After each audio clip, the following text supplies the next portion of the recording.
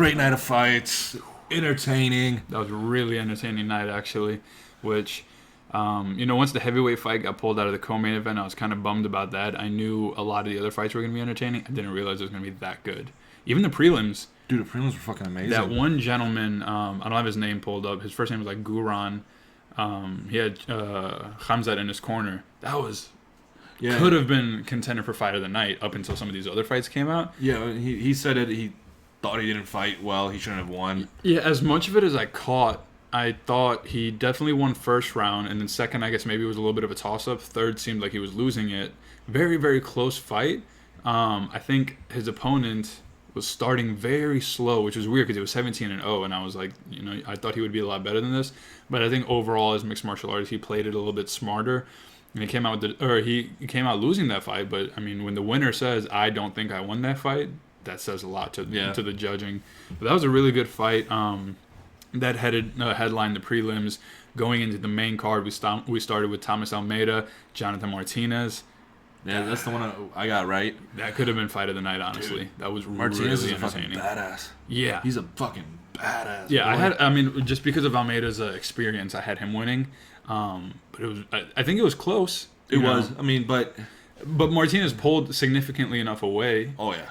But I think both of them put on a good performance. No, 100%, dude. Mm-hmm. Martinez did a fucking amazing job during that fight. A lot of control. Yeah. Wasn't swinging out of the blue. I don't know if he's ranked. I don't know if there was a number next to his name or anything, but he definitely should be now after that performance. At least top 15 or close to 10. And there's a lot of guys for him in the featherweight division to fight. So that was a really good fight. Following that, we had the welterweight bout. James Krause, Claudio Silva. Didn't think Krause was going to win. Short notice fight again. He's done this a lot recently. I thought Silva was winning the whole time. Yeah, I was driving over here, so I missed that one. Granted, he towards like the end of the second and like in the third, he was kind of fading. Was he? Yeah, but I felt like he had enough. He had more pressure than Claude, but. I know Krause is very, he's always been a very technical fighter to me, and I like him as a fighter. It's just he seems like he comes up short a lot, like he did last time, which short notice fight. But I think he lost more significantly that time. But he came out with the W today, so yeah. I don't think it was anything crazy impressive to shoot him up in the welterweight rankings, but he did well to where I'm looking forward to seeing what's next. Definitely. And then after that, light heavyweight bout. This one. Holy fuck, dude. Jimmy Crute, Modestas, Bukauskas, something like along those lines. I was definitely wrong on that one, bro. Dude, Jimmy fucked that kid up. Yeah. Shout out to Modestas, man. He got hit with that giant over right hand, dropped him, popped right back up, ate a left. I thought he was for sure done after that. Started to pop again. And he got 8 to left again. And then he was just done after that. Jimmy Crute's a fucking savage. I think most of his... 24 years old? 24 years old, 12-1. I think most of his finishes have been first-round finishes. Yeah. Very entertaining light heavyweight, man. Especially at so young. He has so much time to keep... improving his game, developing his fucking skills and stuff. Yeah, take 100%. Take it slow, slowly work up these rankings until you get to those top 5 contenders and just be an all-star at that point. Because you got a lot of people. I think now that John Jones is out, it can be a lot more competitive. With him being the champ for so long, it's like who's the next one to lose to him. But now it's a lot Who can more make interesting. Run now. Exactly, yeah, and he's only 24. He's not even close to his prime. He has a lot more years.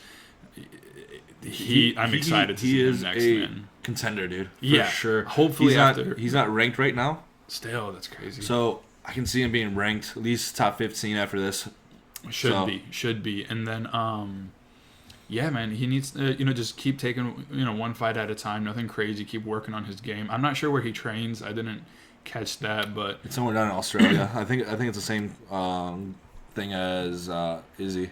You think so? Okay. Yeah, I think so. A lot of those guys are around the same. Volkov and all of them. He's good, man. I'm looking forward to him. Young guy, 12-1, light heavyweight. He's a big fella too. So great knockout power. Awesome fight. That's probably knockout. No, yeah, that's probably knockout of the night. You think? Yeah, for sure. Definitely. For sure. After that, Katlyn Chookagian, Jessica Andrade. Yeah, I was surprised. Very surprised. Chookagian seemed like she was doing pretty well implementing what her game would have been. Fucking body shot by Jessica. Yeah, and she showed it's got to be bad. Fighters are known for keeping that poker face, You know? But yeah, dude, she got hit with that upper body hit, and spun around, yelling screamed too. out. Yeah, that's wild. She tried to fight back. Yeah, it was 10 seconds left in the fight. Was there?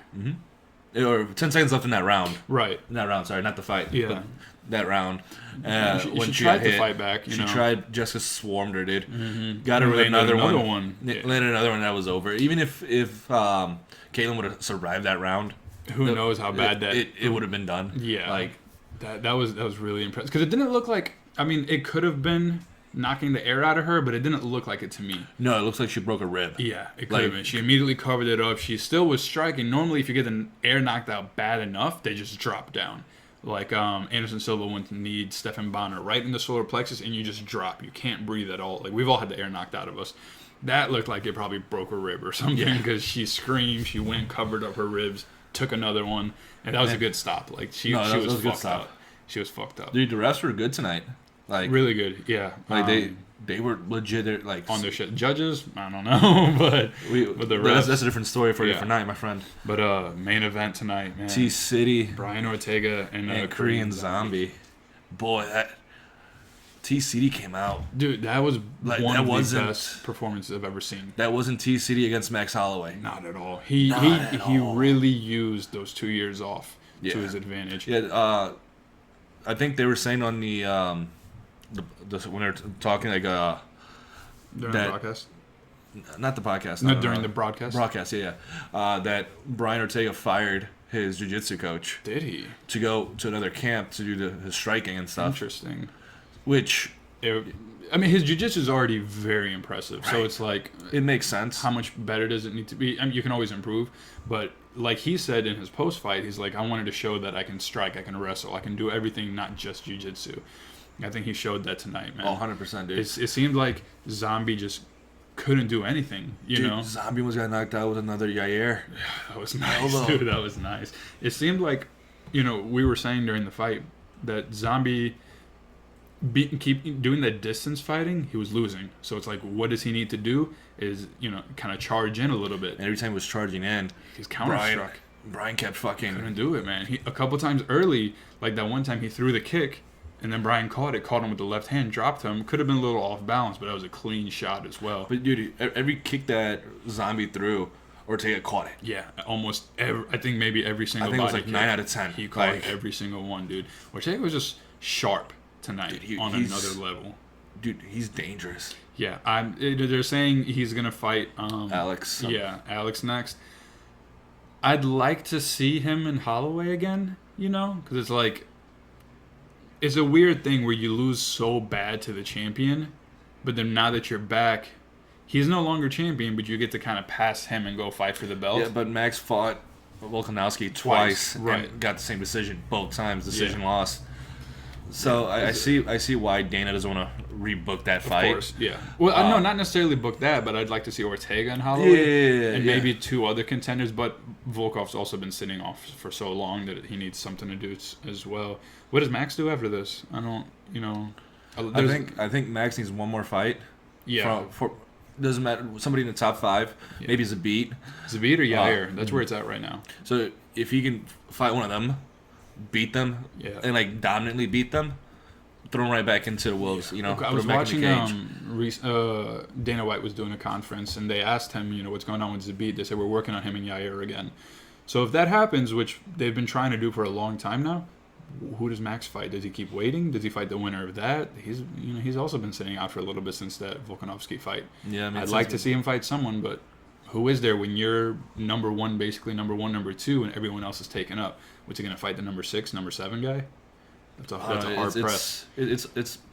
But Holloway's young. He's the only place he can go is down if he did like a Jose Aldo, where Holloway's so young and so was Aldo when he got defeated when McGregor knocked him out, that he just kind of went downward instead of improving. That's all I could see for Holloway. His striking and everything is so top notch that he just needs that one good night against anyone. He was just this close to beating Volkanovski the second time. This close, but this close is a lot. Yeah, exactly.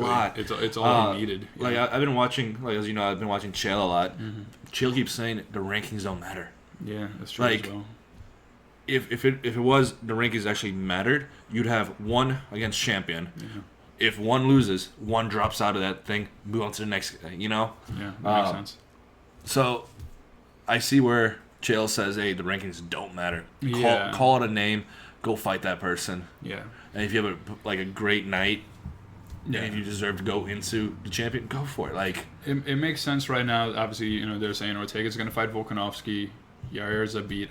I'm curious what's going to happen with Max. I hope somebody asks that, but fuck, man, like Volkanovski's got a lot to worry about if this Brian Ortega shows up. Obviously, Volkanovski is tiny. He'll fight the same way he fought against Max, where he, you know, rushes in very strategically and uses his strength and power. Yeah, but I don't think he has actually faced anybody with that Brazilian Jiu-Jitsu that Ortega has. Ortega level is crazy. So, I mean, what can he do? Can he rush in? And you can go for the takedown. You take Ortega down, you're risking getting guillotine. You're risking getting a numerous amount of things, you know, but submitted at the end of the day. Can Ortega knock him out? I don't know. Volkanovski's got a chin on him, too. I don't think Ortega's going to knock anybody out. Yeah. I mean, he finished Frankie Edgar. He got close tonight, though. If that wasn't Zombie, if that was somebody else, because everyone knows Zombie can take a punch, hence his name. If that was somebody else, he probably would have finished him. Yeah. That spinning elbow. He had a lot of good shots on him tonight. Yeah, dude. Fucking T-City looked... 10 out of 10 performance for T-City tonight, man. Great tonight. But yeah, guys, another great night of fights. Next week's is going to be a very early card. UFC 254, I believe it is. Yeah, 254. I'm going to miss most of it. I have to try to watch it at work.